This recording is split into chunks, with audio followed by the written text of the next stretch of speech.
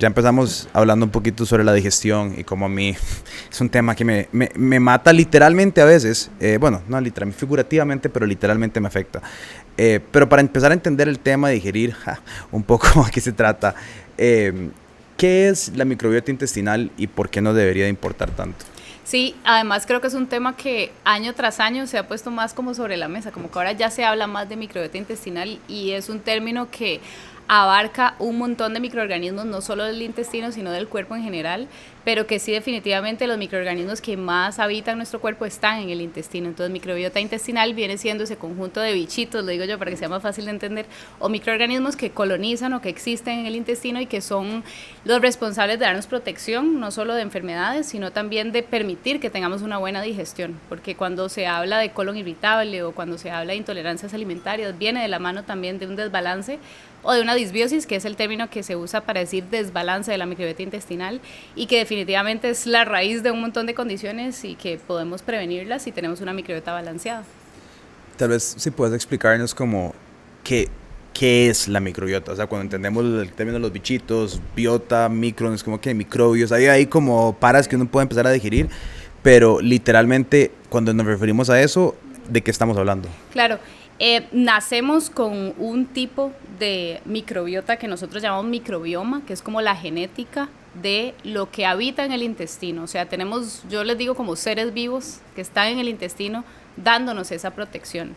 Entonces realmente hay muchos factores de nacimiento que ya pueden ser o factores de riesgo o no, ¿verdad? Pero que traemos y que identifican o que determinan lo que va a ser nuestra familia de bichitos o de microorganismos que tenemos, ¿verdad? Para que tengamos una digestión adecuada. Entonces, realmente el término microbiota es ese, es conjunto de microorganismos que habitan en el intestino, que también pueden estar en la piel, pueden estar en la boca, la vagina en el caso de las mujeres, el pene en el caso de los hombres, pero que la mayoría o la mayor cantidad está en el intestino. De hecho, se dice que hay más microorganismos que células en el cuerpo. A veces pensamos más bien que ellos son los que nos colonizan a nosotros, somos como su hospedero y que ellos son pues parte de la vida y que tenemos que saber alimentarlos, tenemos que saber cómo balancearlos, cómo darles soporte, qué nutrientes, qué vitaminas, porque también hay vitaminas específicas en el intestino que se producen gracias a esta microbiota o a estos microorganismos y que tenemos que saber, ¿verdad?, también suplementar para tenerla en balance. Entonces, a grandes rasgos es un conjunto de microorganismos que nos dan protección, que nos dan sistema inmune, que nos ayuda a hacer digestión de alimentos, que nos ayuda a formar ciertas vitaminas y que nos da pues protección. Ahora mencionaste esto de la disbiosis, ¿verdad? Y que hay un desbalance o están mal administrados, por decirlo así. ¿Qué podemos empezar a notar como nuestro desempeño, digamos, en el día a día si tenemos una afectación de la microbiota intestinal? Esa es una pregunta súper importante porque muchas veces pueden ser tanto síntomas intestinales como síntomas extraintestinales. Pues lo más común es tener temas digestivos, ¿verdad? De pronto nosotros usamos mucho el término alteración del patrón defecatorio, o sea, a veces diarrea, a veces estreñimiento, o un día bien, un día más flojo, un día muy duro, un día difícil, en fin, que cambie.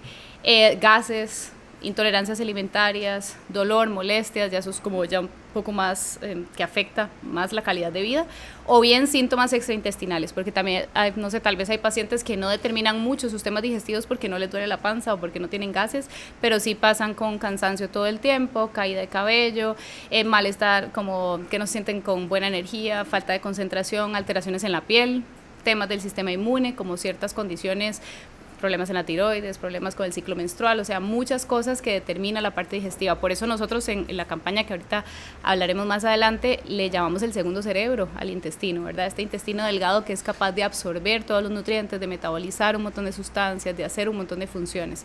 Entonces los síntomas pueden ser muy variados, varían de persona a persona, pero sí, si pensamos digestivo, eso, lo más comunes que vemos es alteración del patrón, a veces diarrea, a veces estreñimiento, gases, distensión, intolerancias a alimentos, malestar general de la pancita que a veces pasan con inflamación todo el tiempo.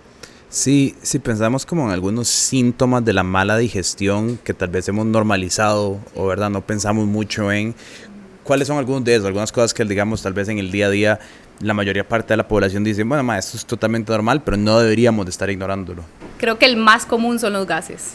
Todo el mundo siempre ha pensado gases, normal, y todo el mundo tiene gases. En realidad no debería de ser normal tener gases todo el tiempo, y menos si tienen muy mal olor, o incluso eructos, que es muy común como después de comer, entonces demasiado gas, eso no es normal. Quiere decir que hay un sobrecrecimiento de bacterias que está produciendo demasiado gas, y que eso pues está afectando a esta microbiota y en sí la digestión. Dolor. Se tiende a normalizar mucho la famosa colitis o gastritis o incluso el reflujo. Es como así, yo ya sé que si como tomate me da acidez. Entonces es como normal, como tomate me da acidez. Entonces, ¿de dónde viene, verdad? ¿Por qué está habiendo esta alteración? Y sí, efectivamente los problemas digestivos no deberían de ser normales, no los debemos de normalizar. Y hay que trabajarlo porque todo tiene una raíz y se puede trabajar. ¿Qué hábitos diarios, digamos, al igual que cosas que estamos ignorando, qué hábitos tenemos, que hacemos todos los días que pueden estar destruyendo como nuestra digestión? Sí, eso es súper importante porque creo que es algo que venimos arrastrando como de toda la vida y que tal vez no nos habíamos dado cuenta, tal vez hasta una etapa adulta. Se dice que a partir de los 25 años empezamos a perder enzimas digestivas. Entonces, donde la mayoría de las personas empieza a notar síntomas digestivos es en la etapa adulta. Sin embargo, hay factores que determinan eso desde pequeños. Por ejemplo, el uso de antibióticos desde pequeños. Si de chiquitito, por ejemplo, tuviste muchas infecciones de glándulas y había que tomar muchos antibióticos, eso afecta a la barrera intestinal, mata un montón de bichitos de protección, entonces en el futuro hace que tengamos problemas digestivos. Dietas inflamatorias, digamos mucha grasa, muchos azúcares refinados a lo largo del tiempo, tal vez que pasó hace muchos años atrás, pero que hasta ahorita estoy teniendo problemas digestivos. El tipo de nacimiento, digamos, partos por cesárea, tienen más riesgo a tener problemas digestivos en el futuro, porque el parto vaginal nos da esa protección de primera línea, que son todos los bichitos de la mamá, de la vagina de la mamá, que no está teniendo el parto por cesárea. La lactancia materna es otro protector, que la lactancia materna tiene un montón de microorganismos también, tiene muchos, nosotros le llamamos oligosacáridos, que son alimento para esos bichitos para que se haga una buena microbiota intestinal de pequeños. Entonces tal vez chicos que fueron alimentados con fórmula, todos tienen riesgo a tener problemas digestivos en el futuro. Y ya en la etapa adulta, pues los hábitos, ¿verdad? Básicamente fumado, el alcohol, todos son irritantes, las dietas muy inflamatorias, con mucho azúcar, mucha grasa, también puede afectar microbiota en el futuro. Y lo que más vemos, uso de antibióticos, ¿verdad? Que se utilizan con mucha frecuencia, pero no importa, yo siempre les digo, no es el hecho de utilizarlo, si lo tengo que usar pero tengo una infección, lo tengo que usar. Es que no está el hábito de reparar el intestino después de usar un antibiótico, que por lo menos nos conlleva 2 meses de unos buenos probióticos para poder como sustituir todo eso que el antibiótico hizo. Entonces es el problema principal. Ahora mencionaste probióticos y creo que es algo como que se habla mucho, digamos, probióticos, suplementos, que me tomo esto, que me tomo lo otro. ¿Qué tanto podemos hacer nosotros como por mejorar nuestro intestino por medio de como estos? ¿Qué tanto es marketing, qué tanto es real, sabes? Dentro de todas estas pastillas que venden, que no se puede tomar y demás, contanos un poquito sobre eso. Sí. Definitivamente ahora hay mucha información. Yo siento que también como la pandemia nos dio mucha información de cómo estaba la microbiota de un montón de pacientes y hay como un antes y un después en la era de la suplementación. Para el tema de la digestión, yo siempre comparto las 3 R's de la reprogramación intestinal, que es restaurar, repoblar y reforzar.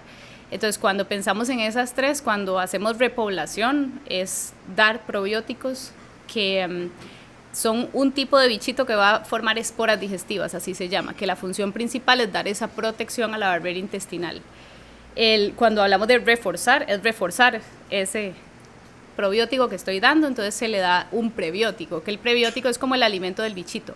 Lo que pasa es que cuando pensamos en prebióticos naturales existen, pero son dietas altas en fibra, que tal vez hay personas que si tienen una mala digestión y los llenamos de fibra, más bien hay más gases, más distensión, entonces ahí es donde usamos un suplemento. Tal vez no todo el mundo lo necesite, pero sí cuando hay temas digestivos es lo ideal. Y la tercera, que básicamente lo que pensamos es en esa restauración, es en restaurar la barrera de mucosa intestinal. O sea, tenemos una barrera de moco, que es como protección, ¿verdad? Que esa barrera de moco la producen los mismos bichitos, pero si está en disbiosis o en desbalance va a ser menos cantidad, y por eso empieza el intestino permeable, el colon irritable, todo esto por esa destrucción de esa barrera. Y para formarla necesitamos aminoácidos. Entonces son aminoácidos que se utilizan para hacer esa barrera de protección y vitaminas, que yo puedo compartir acá la más importante, vitamina D3. y la B12, que tiene muchísimos receptores en intestino. La B12 se produce en intestino, entonces también es súper importante.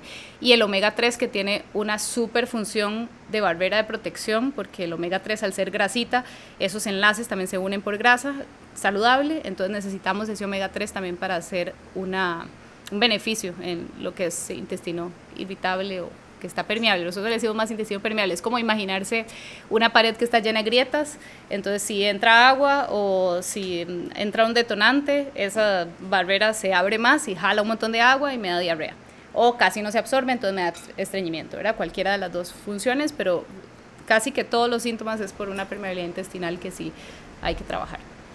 Ahí ahora digamos que uno empieza a ver en redes y bueno, hay muchos chistes al respecto también, como que ahora hay demasiados como trastornos alimenticios, ¿verdad? Que tal vez hace 15, 20 años no se hablaba tanto sobre que ahora, no sé, todo gluten free o todo eso, ¿verdad? Llegan a pedirse un café y tiene que ser deslactosado, sin gluten, sin azúcar y es como, mae, ok, ¿verdad?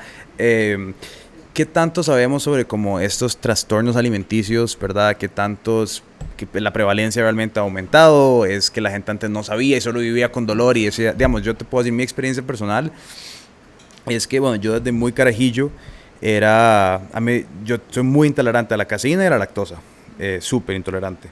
Y toda la vida, digamos, creciendo, consumía caseína y lactosa, me caía mal, pero yo soy muy de, ok, X, me cae mal, me cae mal. Poco a poco, con los años, un día, como hace ya 6, 7 años, fue como que, tal vez debería dejar de consumir varas que me hacen daño y se me curó en gran medida. Más que todo era como polvos de proteína y esto que yo consumo mucho y ahí es donde me jodía más. Entonces ya hice el cambio y se me arregló. Fue un 30% de mi vida en ese momento. Pero con el tiempo, digamos, veo que más y más se agregan como diferentes trastornos de, como te digo, de celíaco, de lactosa, ¿verdad? Entonces, ¿realmente hay más trastornos en moda? Sí. ¿Qué está pasando con esto? Sí, como principalmente cuando lo que se ve mucho o lo que analizo mucho al ver a personas en consulta es que el tema de la digestión llega a desencadenar un trastorno de alimentación en cierta parte. Porque tal vez son personas que no comen nada o no pueden comer nada porque todo les cae mal y realmente les cae mal. Entonces sí es un tema como de que si todo te cae mal, entonces llegan a restringir demasiado su dieta al punto de que esos bichitos casi que ni siquiera se están alimentando, entonces se va a hacer un ciclo donde cada vez están peor. Entonces sí es como transformar eso a primero sanar digestión para que ya puedan tolerar más alimentos y podamos romper y mejorar esa relación con la alimentación, que sí es todo un tema. Con respecto ahora la nueva moda del gluten free y todo eso, sí siento que se habla cada vez más y más, ¿verdad? El gluten es un detonante de la permeabilidad intestinal. Si hay un paciente que tiene permeabilidad intestinal y consume mucha cantidad de gluten, definitivamente va a ser más inflamación, va a haber más gases, eso sí va a suceder, pero un porcentaje muy pequeño es celíaco. Se puede decir que si acaso un 1% de las personas intolerantes al gluten tienen una celiaquía de fondo, entonces es diferente la celiaquía que el que no tolera el gluten. La mayoría de personas que tienen alteración digestiva tal vez no tolera el gluten, pero ni lo saben. Es como que, no sé, hoy sí, mañana me lo como y me duele demasiado, pero hoy me comí esta tostada y no me pasó nada. Entonces es como que el intestino es confuso, es extraño a veces cuando tiene como diferentes, ¿verdad?, alteraciones. Lo que nos damos cuenta cuando se repara la digestión es que se llega a tolerar la mayoría de cosas y es lo que queremos lograr en los pacientes, que logren tolerar la mayoría de cosas. Muchas veces pasa, y es algo que no hemos conversado, que cuando hay temas digestivos de fondo hay falta de enzimas, que no lo mencioné ahora en parte de las 3 R's, que es algo que también hay que hacer, es repoblar con enzimas digestivas que se van perdiendo. Tal vez tenés poca enzima de la lactosa, de la caseína, de proteínas en general. Entonces cuando tal vez te das cuenta de si la proteína o el suero de la leche te cae pesado, pero tal vez otras proteínas tal vez también, y tal vez no nos hemos dado cuenta, no lo hemos relacionado, tal vez el huevo, tal vez es verdad, porque hay un tema de enzimas de fondo que también se restauran y que hay que trabajar, y eso pasa muy común en intestino permeable, que hay pocas enzimas. Uh-huh.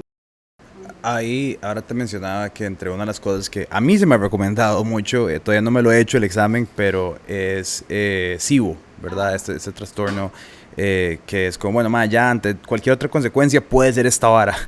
Pero, ¿qué es SIBO?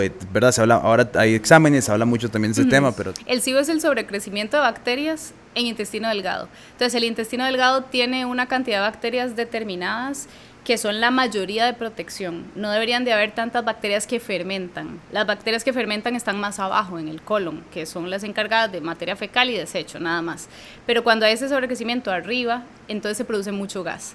Y ese gas produce mucha distensión. Entonces, hay clínica como fácil, no fácil, digo, como específica para saber si es un SIBO. Generalmente son personas que no toleran muchas cosas crudas, como ajo, cebolla, como ciertas raíces, como mucho condimento, como que comen, les cae súper pesado casi de inmediato, les da gastritis, les da muchos eructos. Eso es como muy común del SIBO. Sin embargo, hay veces que no hay esos síntomas y también puede haber un poquito. El SIBO se determina por una prueba de aliento o por clínica. Ahora, como te dije ahora, la mayoría de veces cuando hay temas digestivos no es una sola cosa. O sea, yo no podría decir que es solo un SIBO, porque de fijo, si hay intolerancias, hay permeabilidad de intestino, definitivamente hay inflamación, de seguro hay falta de ciertas vitaminas. Entonces es como un conjunto de cosas que hace el tema digestivo. Que sí se puede saber en exámenes si hay un sobrecrecimiento muy, digamos, abrupto de bacterias, que lo que hace la diferencia es el tratamiento, ver si se necesita un antibiótico o si yo puedo solamente restaurar. Entonces como que depende mucho, pero sí básicamente es eso, como un sobrecrecimiento de bacterias en intestino delgado. Yo siento que en ese tema también hay como, bueno, parte de la razón que el podcast es porque es como tabú, ¿verdad? Hablar de estas varas y la gente no quiere hablar mucho de cuántas veces voy al baño, cuánto tiempo duro en el baño, ¿verdad? La regularidad con la que uno va y demás. Entrando un poco en ese tema de varas tal vez un poco más incómodas o no, ¿verdad? Hablemos un poco sobre, digamos, sobre esos patrones que tal vez se tienden, se normalizan y son o no son, o deberíamos de saber o no deberíamos de saber. Por ejemplo, ¿cuántas veces debería uno ir al baño en un día? Digamos, ¿cuánto tiempo debería pasar uno en el baño cuando va? Digamos, siempre está el meme del mae que está en el baño horas. Como horas de horas. Pero háblame un poquito de esto. Sí, eso es súper importante. En realidad eso depende mucho de la persona. Lo que tal vez es normal para vos no es normal para mí o no es normal para otra persona. Lo ideal es que se vaya todos los días al baño, aunque sea una vez. Ese sería el mundo ideal. Sin embargo, hay personas que tal vez tienden a tener el intestino un poquito más lento y van día de por medio, pero sin dolor, con buena consistencia, con buena calidad y con buen tamaño. Porque muchas veces pasa que tal vez voy todos los días, pero me duele y son como bolitas o es demasiado poco, eso también está mal. Entonces, más allá de pensar cuánto voy al baño, es cómo estoy yendo al baño, ¿verdad? Que ahí nosotros usamos una escala que se llama escala de Bristol, que la escala de Bristol determina la calidad de las deposiciones. Entonces, deberíamos de estar entre el 3 y el 4, que lo que dice la descripción es como salchicha lisa. Que no sea, y puede ser un poquito grumoso, pero que no sea agrietada o que no sea en pedacitos o muy pastoso o como bolitas, que eso me determina mucho estreñimiento. Y como mencioné ahora, la alteración del patrón es que a veces bolitas, a veces pastoso, a veces diarrea, a veces, ¿verdad? Entonces sí es importante como esa consistencia. Ya cuando pensamos en una diarrea es porque me aumentó la frecuencia, o sea, yo voy 3, 4, 5 veces al baño porque algo me intoxiqué o porque tengo un virus o porque tengo algo. No necesariamente que yo vaya completamente flojo al baño una sola vez indica que yo tenga diarrea, es que tengo una alteración en el patrón. Y eso es importante.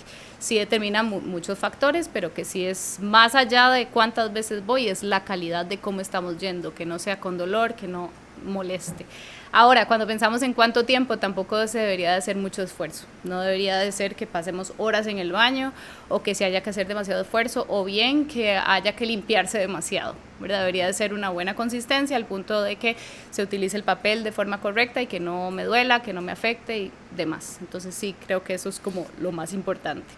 Entonces, digamos, la idea es como que uno, o sea, en el mundo ideal, uno va todos los días de forma más o menos similar entre estas con esta, ¿cómo es el? Salchicha lisa.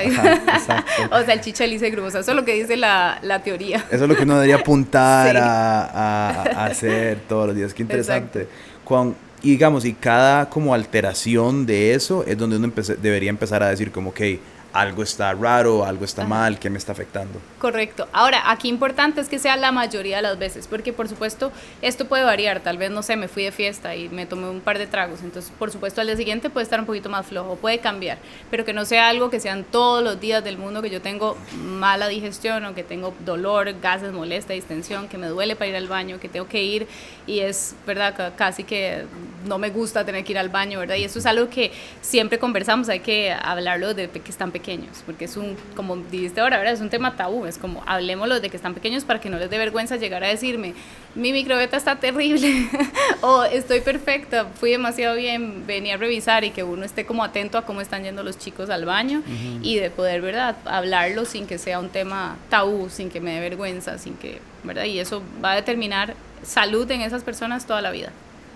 Ahora mencionaste el alcohol también, que puede crear alteraciones. ¿Por qué es que se generan alteraciones en la digestión cuando uno toma licor? Básicamente es un irritante y empeora la permeabilidad de intestino. Entonces, sobre todo en personas que tienen colon irritable, lo van a sentir más. Entonces, una persona que ya tiene colon irritable, permeabilidad intestinal, si va a tomar licor, va a sentir más molestia casi que otra persona que tal vez ya está sana, ¿verdad? Y eso es importante. Ahora que estábamos como atrás, mencionamos lo del estrés, ¿verdad? Que también el estrés es un detonante, definitivamente, es como otra causa de pensar en, más que causa, yo le digo detonante.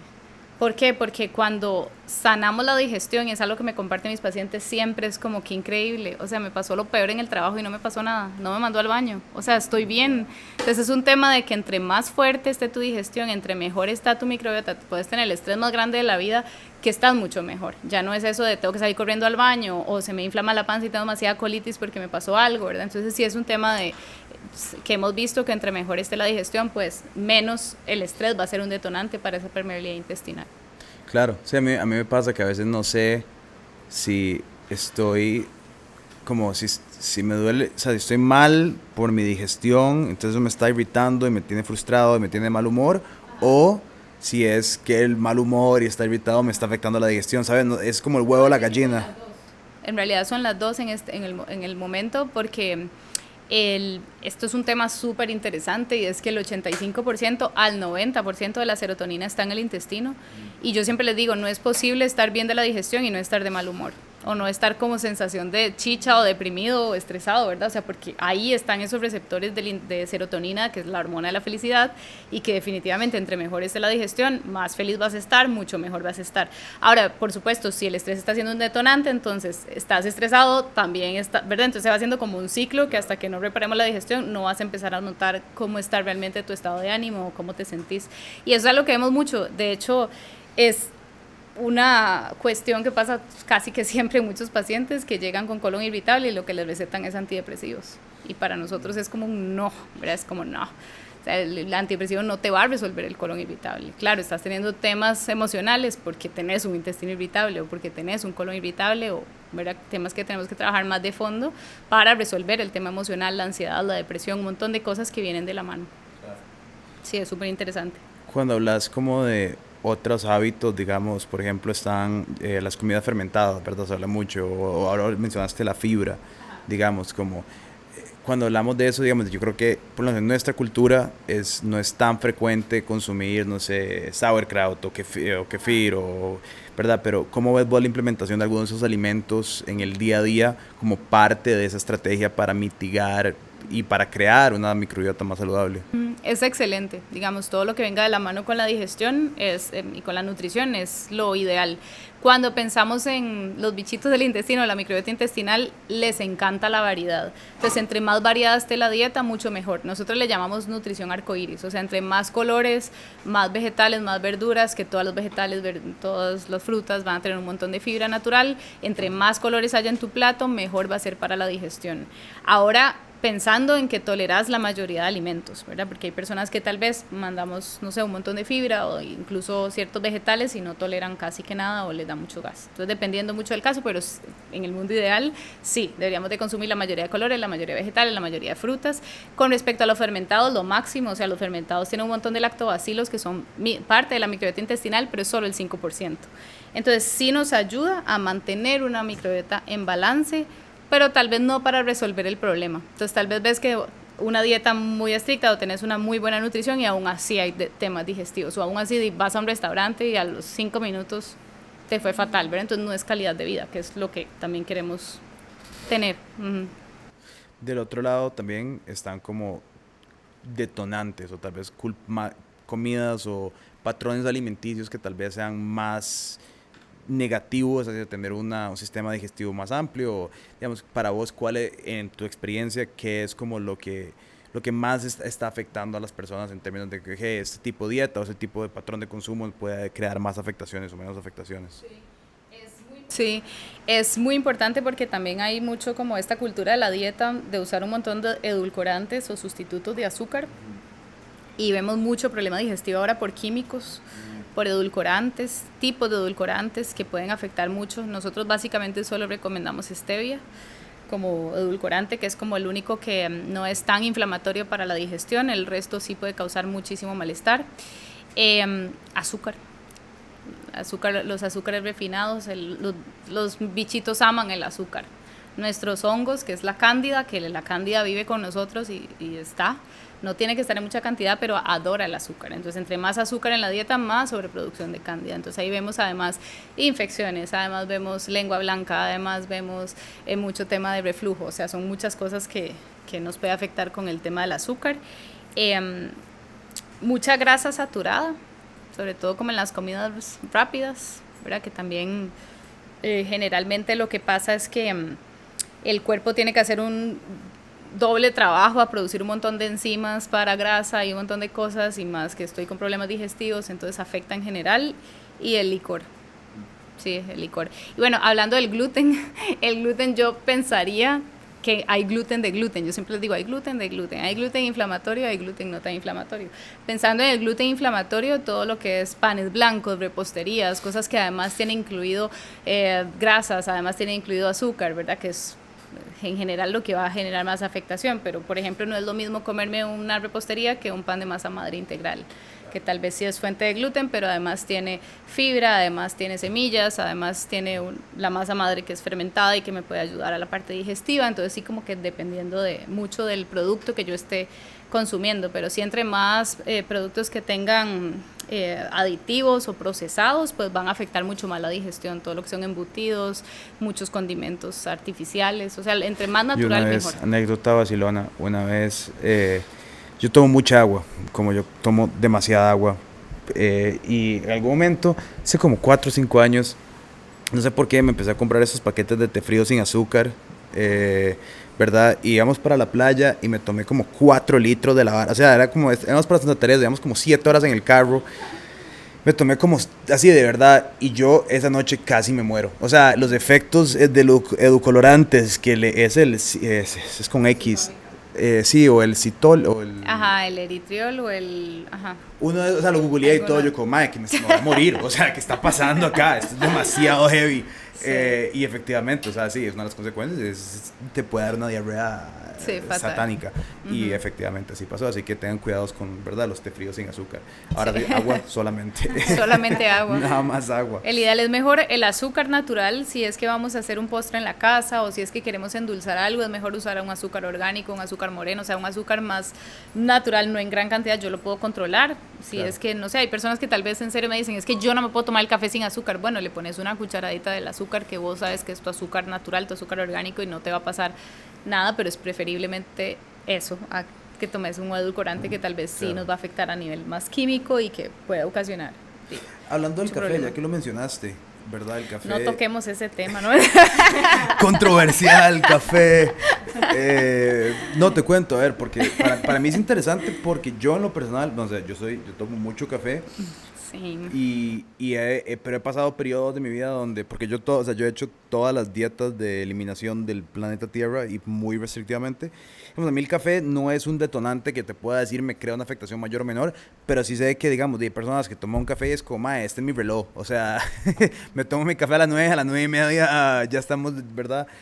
Hablaba un poco sobre el café, o sea, ¿qué sabemos más en la cultura costarricense tan cafetalera que somos? ¿Qué tanto daño o positivo nos puede hacer el café al sistema digestivo? Es un tema muy sensible, tema sensible, amo el café. En realidad, lo que pasa con la cafeína es que aumenta las hormonas que van al intestino a aumentar el movimiento. Entonces es muy similar a cuando estás en estrés. Digamos, si yo estoy como con un poco de estrés y se va todo ese cortisol a mi intestino, entonces por eso que tal vez me puede aflojar un poquito, que me manda al baño. Pasa lo mismo con la cafeína, ¿verdad? Lo que hace es estimular la glándula suprarrenal para que yo libere más cortisol y yo me despierte y yo esté mucho más alerta. Entonces eso me puede afectar, que la mayoría de lo que vos decís, la mayoría de pacientes es como café me manda al baño o el café me da diarrea. Ahora, hay personas de personas, lo que yo he descubierto en el mundo del café, porque yo era de esas, el café me mandaba al baño, es la acidez del café, qué tan ácido es el café. Entonces la acidez del café también tiene mucho que ver, si es un café mucho más ácido, tal vez te puede dar un poquito más de gastritis o a vos te puede dar un poquito más de reflujo, pero un café menos ácido tal vez no. Entonces sí hay que encontrar el café perfecto. No, es todo un tema. Sanar la digestión. En Costa Rica eso ha sido todo un tema porque, bueno, ahora ya finalmente tomamos el café que hacemos, pero por muchos años ese no era el tema y acá históricamente o sea, era como mezclas con sangre y restos de café y lo que se vendía y eso causó un montón de cánceres y hasta ahora tuvo que ser regulado porque sí es todo un desastre y ahora ya es como que, bueno, ya tenemos cultura de café en Costa Rica. Antes lo producíamos y no lo tomábamos, pero ahora sí ya Claro. es como... Sí, es básicamente lo primero que te quitan cuando hay una gastritis o cuando hay una acidez, ¿verdad? Es un irritante por ser tan ácido. Entonces sí puede ser un irritante, pero al mismo tiempo el café es un antioxidante. Entonces si tenés ya una digestión buena, si no tenés úlceras gástricas, una gastritis fatal, puede funcionar como un buen antioxidante también para el cuerpo, siempre con buena cantidad, o sea, no más de 4 tazas diarias. De hecho, la recomendación de nosotros es no más de 2, para que no haya alteración digestiva. Entonces, la tacita de la mañana, la tacita de la tarde. Ya voy como 3 veces más de la recomendación por hoy, pero... tal vez, bueno, tenemos acá un poco callada aquí mi así cuestionamiento con la doctora, pero tal vez contamos un poquito sobre la campaña y qué son los esfuerzos que están tratando de hacer. Bueno, al inicio se habló del tema tabú, de cómo este es un tema que es un tema cotidiano, diario para nosotros, pero que a veces se comenta y solo viene desde el humor, burla, morbo, pero nunca es un tema que tomemos como con la seriedad que se necesita a veces. De hecho, cuando nosotros como marca incursionamos en este proyecto, uno de los primeros hallazgos interesantísimos fue que aliados con socios aquí estratégicos, ¿verdad?, la parte profesional, fue que muchas personas van a visitarlos ya cuando hay daños, ¿verdad?, muy evidentes, pero no hay una predisposición de las personas de ir y consultar por qué tan bien o no va su salud digestiva, porque queda en la intimidad del baño conmigo. No soy de comentarlo con los demás. A partir de esto, nosotros quisimos iniciar con el pilar de salud digestiva y te preguntarás por qué. Y es justamente porque todo lo que excretamos es lo que consumimos. Entonces, realmente nuestro primer pilar del proyecto es el indagar en salud digestiva. ¿Pero qué es el proyecto? Hemos construido una plataforma que permite a los consumidores acceder y en un test de 10 preguntas, si nos salen 2 respuestas o más que sí, es un signo de debo consultar a un especialista.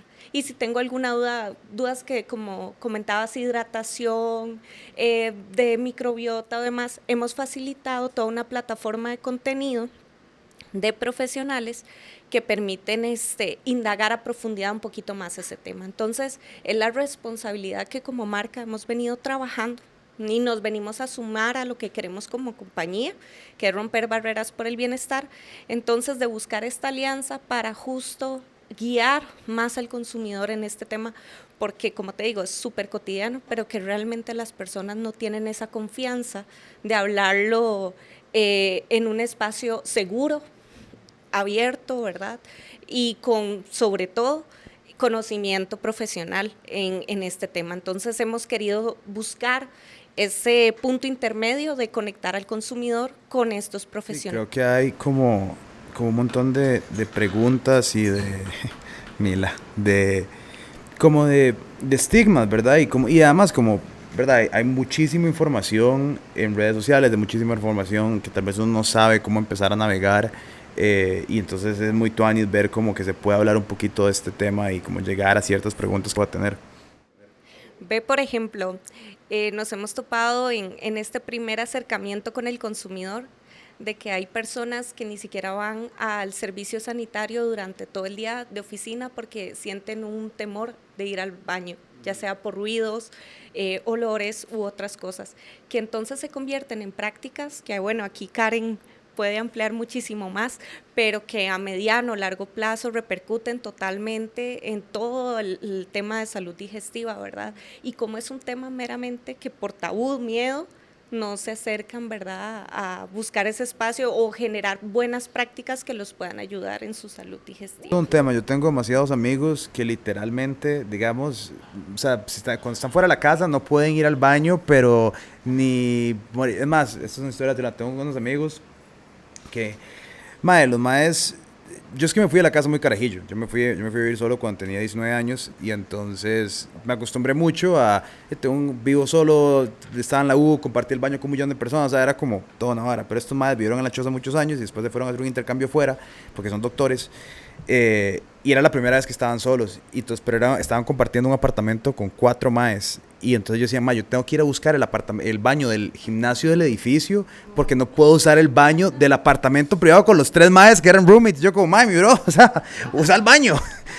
Y ahora no sé cómo hacen porque los 3 están en hospital.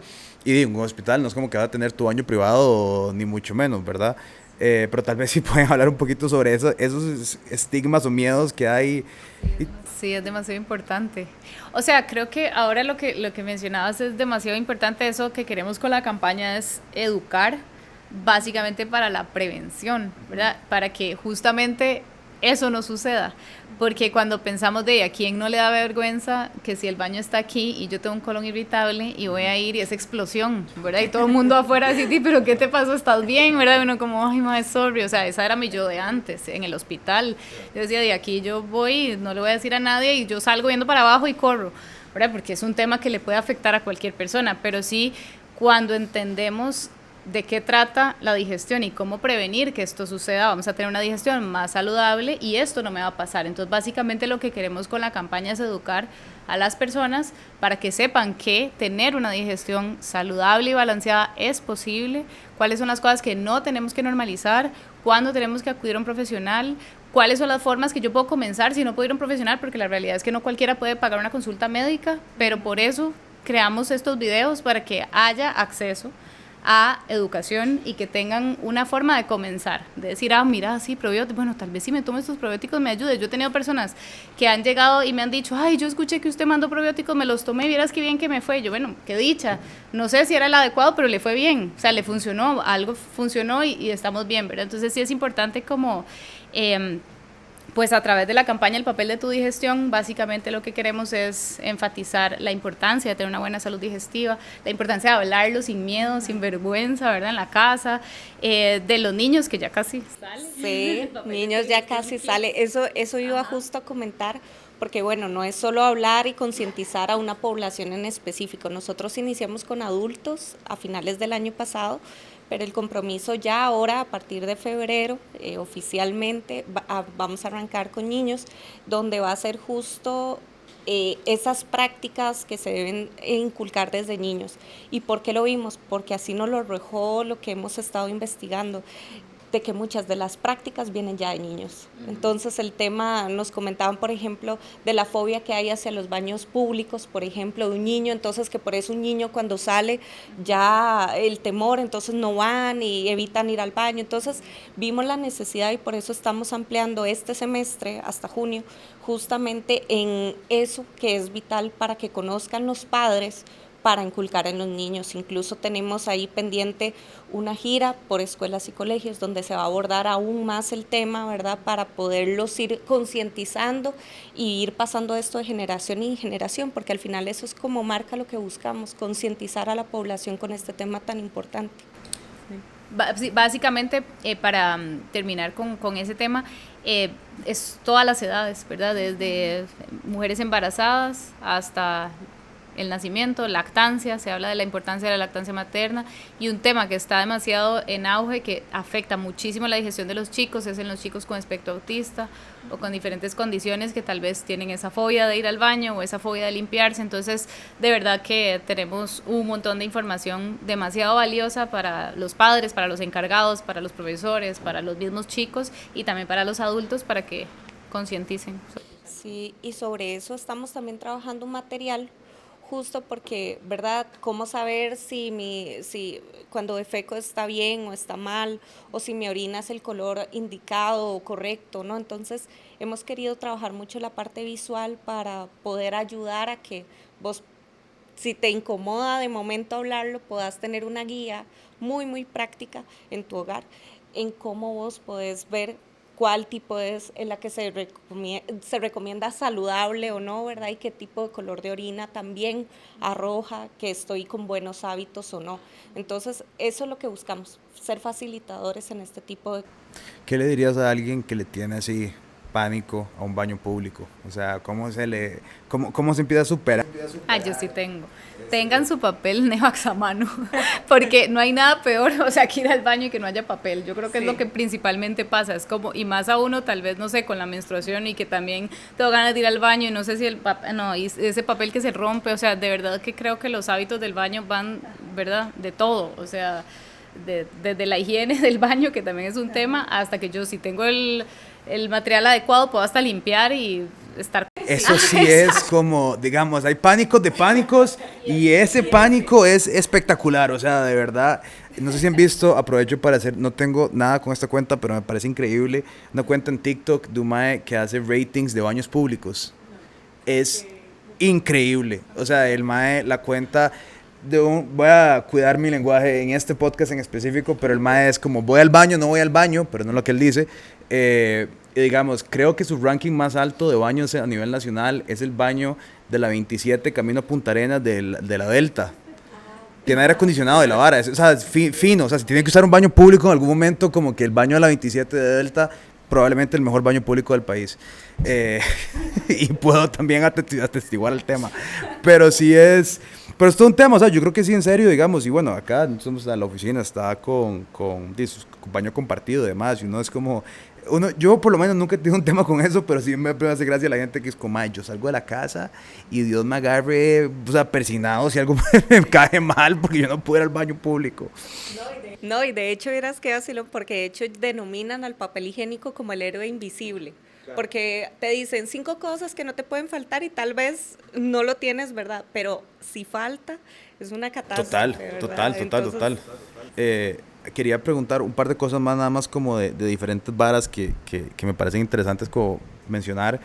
En la cultura popular ahora, digamos, aparecen muchos... para mejorar tu salud digestiva, los detox, ¿verdad? O te tomas este té y te pasa esta vara...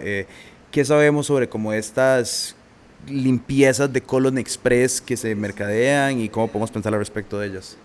No hay nada mágico, sino nuevamente no tengo un balance en la microbiota intestinal.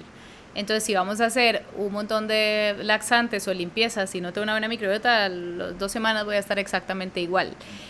Con respecto a los batidos detox y los test detox, son antioxidantes, son buenísimos. Básicamente lo que va a hacer es, yo lo que trato de explicar es que va a acelerar el mecanismo por el cual tu cuerpo hace un detox natural. Nuestro cuerpo hace todos los días procesos de detoxificación, eso lo hace nuestro hígado, y el hígado necesita apoyo. Y va a necesitar apoyo con antioxidantes, que es todo lo verde, por eso los famosos detox de jugo verde, que son todas las hierbas, que incluso vitaminas, complejo B, ¿verdad? Que glutatión, que ahora está tan de moda, hace detox. Pero lo que ayuda es acelerar ese mecanismo por el cual mi cuerpo lo puede lograr solo. Otro tema, el ayuno, el famoso ayuno intermitente, el ayuno excelente, para que el cuerpo logre hacer detox en un momento donde él está en descanso y no estoy haciendo la digestión. Y hay personas que hacen ayuno y dicen, es que estoy perfecta si hago ayuno, empiezo a comer y me empiezo a inflamar, ¿verdad? Básicamente básicamente porque no hay una microbiota balanceada. También está muy de moda los enemas de café, las limpiezas. Los enemas de café tienen un montón de estudio y pueden ser excelentes porque también el café es un súper antioxidante, pero vamos a lo mismo, si ese va a ser mi único mecanismo, pero aún no tengo buenos hábitos, no he trabajado mi microbiota, no va a ser como milagroso, ¿verdad? Tal vez me ayude en el momento, pero en cuestión de 2 semanas voy a estar exactamente igual y no puedo depender de un laxante, no puedo depender de dietas detox. Entonces sí, el balance. Buenos hábitos, buena alimentación, jugos verdes siempre, sí, por siempre, yo siempre los recomiendo, son excelentes para la digestión, excelentes como antioxidante, y las 3 R's de la reprogramación, que también son parte de la campaña El papel de tu digestión. Van a tener un video también con información con respecto de las 3 R's, que las personas pueden tener ese acceso también. Hay material descargable para que puedan leer también y que puedan pues enterarse de esto que ha cambiado mi vida, ha cambiado la vida de un montón de personas. La verdad que es increíble y que determina un montón el estado de salud. Una pregunta más de cosas particulares y específicas. Trasplante de heces. Esa, o sea, ¿vieron el documental? No hay que tomarse nada de la pareja. Es súper loco, o sea, es una vara que me vuela la cabeza. Tal vez explícanos qué es el trasplante de heces y por qué pasa. O sea, básicamente es un tratamiento. El trasplante fecal es básicamente trasplantar microorganismos que sean beneficiosos para el intestino, o sea, que están ya testeados en laboratorio, de que son los buenos, que me van a dar protección. Es curioso porque a veces se intenta hacer un trasplante fecal o trasplante de heces cuando todavía no he hecho la reprogramación intestinal y no se ve tanta mejoría en los pacientes, porque he recibido pacientes que han pasado por un trasplante de heces y aún así siguen con síntomas, ¿verdad? Entonces sí creo que es importante como un trabajo constante, como que una sola cosa no necesariamente va a ser la solución, pero bueno, se utiliza, ¿verdad? Entonces no sé si vieron el documental o si lo viste de ahí, es un poco raro, ¿verdad? Por la forma en que lo muestran, como tómate esto. No, jamás, no es así de fácil. Existen ya, ¿verdad? En laboratorio que se extraen y que son hechos por microbiólogos y que la verdad, o sea, es como un tratamiento básicamente y que se puede hacer, pero no necesariamente como se ve en el video. Es algo extremo, es así como llegando ya. Si alguien está escuchando ahorita y digamos que no sabe exactamente qué es, pero está sufriendo de diferentes irritabilidades, tiene, ¿verdad?, irregularidad cuando va al baño, no tiene la salchicha lisa de forma diaria, ¿qué son algunas acciones, digamos, así solo de entrada que podrían hacer para mejorar su digestión, digamos, como paso 1 básico, día 1? Paso 1, siempre voy a recomendar la educación, siempre. ¿Por qué? Porque no es lo mismo que me lo dijo alguien a que yo realmente lo investigué, lo leí, lo entendí y ahora lo pongo en práctica. Entonces sí es importante educarse bien para poder entender qué le pasa a mi cuerpo. El médico o la persona que está al frente no necesariamente sabe lo que vos estás sintiendo. Entonces sí es importante porque yo puedo pensar en algo que no necesariamente es lo que estás sintiendo como persona. Entonces sí es importante ese autoconocimiento que te lo va a dar esa educación. Entonces pueden ver videos, pueden leer cosas, pueden buscar información para ver qué le está pasando a su cuerpo realmente y apuntarlo todo, como para tener algo más fácil a la hora de yo consultar, si es que necesito consultar. Lo segundo es que los hábitos, ¿verdad? Básicamente voy a compartir 3 que para mí son como la base: la alimentación consciente y antiinflamatoria, que es la que conversamos a lo largo del podcast, el ejercicio. El ejercicio sí se ha visto el beneficio tan grande que tiene, no solamente por la oxigenación que le da a los tejidos, sino por la cantidad de hormonas que libera, que regulan el patrón digestivo, regula niveles de estrés, alimenta músculo, que el músculo es súper importante para las hormonas y para la digestión. Entonces ejercicio también es como el segundo. Y lo tercero, una suplementación guiada, porque se deja de lado la importancia de ciertas vitaminas, la importancia de la vitamina D3, del magnesio, el omega 3, de ciertos probióticos que van a dar beneficio. Y si algo importante es el mantenimiento de ese intestino, porque a veces pensamos, ya estoy bien, ya no hago nada, ¿verdad? Y no le doy ese mantenimiento que se requiere, si tengo que tomar un antibiótico, cómo lo restauro, si ser más conscientes, ¿no?, de que el intestino es el segundo cerebro, él se encarga de todo, absolutamente todo lo que pasa en el cuerpo, absorbe todos los nutrientes para que seamos capaces de estar vivos. Entonces sí es muy importante chinearlo y darle ese amor. En esa parte que mencionaba Karen de educar, creo que pueden iniciar por medio de seguir en nuestras redes y la página, todo el contenido que nosotros tenemos ya ahí listo para que lo puedan utilizar, y incluso la aplicación del test. Para que lo puedan empezar a autogestionar toda esa concientización personal en cuanto a su salud digestiva. Y eso del test, vieras que fue muy vacilón, porque hay muchas personas, como te digo, que no piensan que tienen problemas digestivos porque tal vez no les duele o porque tal vez comen de todo. Pero cuando han hecho el test es como, ¡oh! Padezco de la digestión, ¿verdad? Es como que tienen muchas cosas importantes, ¿verdad? Como, ay, mira, sí, hay cosas que yo no como porque de verdad me caen mal y simplemente las obvié, pero si no las como estoy bien, pero de ahí no es calidad de vida porque tal vez a veces quiero un helado o tal vez a veces quisiera, ¿verdad? Es como confuso. O todo lo extraintestinal, los temas de depresión, de ansiedad, de bajo estado de ánimo, falta de concentración, caída de cabello, que es como tan común, uñas frágiles, ¿verdad? Entonces sí creo que es importante el test, es lo máximo para darnos cuenta si hay un tema digestivo y si tengo que consultar o bien tener ese autoconocimiento. Bueno, ya mencionaron las redes de Nevax, y si la gente también quisiera contactarte a vos, ¿cuál sería la mejor forma de hacerlo? Puede ser por red social también, el Instagram me encuentran como doctora Karen Bedel con W, doctora DRA.